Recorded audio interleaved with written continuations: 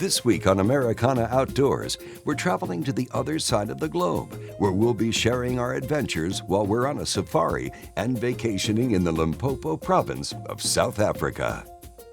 You know, how this trip to Africa first came about, when we got back from New Zealand, I told Angel, I said, you know, where do we want to go next? We talked about South America, we talked about Africa, and we never really settled on anything. And we were at the C.A.S.T for Kids Foundation big gala. We've gone to this event a couple years. We supported C.A.S.T for a long time, and an auction item came up, world-class fishing and hunting. Michael Spud Webb. I've known Spud for a long time. The hunt had been donated by him and Coochie Safaris in Africa for a plains game hunt, 5-day hunt, some animals. I mean, you see these hunts all the time.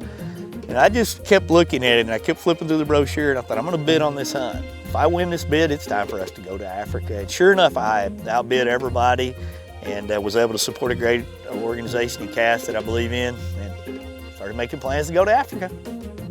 You know, one of the neatest things about planning this trip was looking at the opportunities.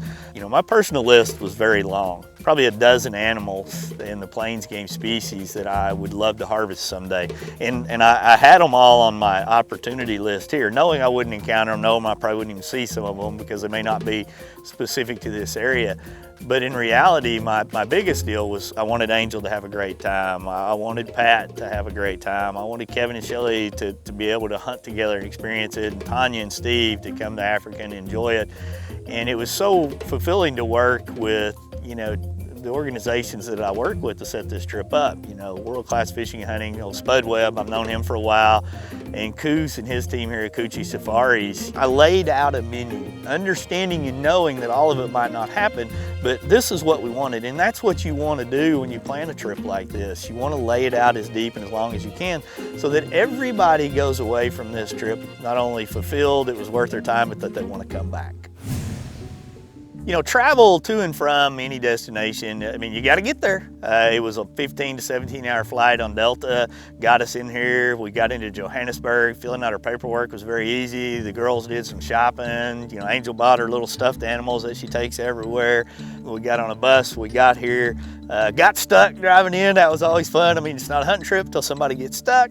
Got in the lodge really late. It's like midnight with all of our travels and everything. Day one was kind of set up as a slow day to where we could relax, get up. And then we were able to start kind of getting lined up on the hunting side of it. We started sighting in our rifles. We started getting gear ready.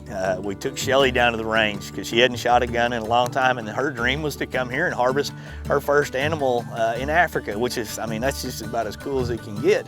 And so as that slow day began to unwind and we ate lunch, we got to start getting ready to go out on safari.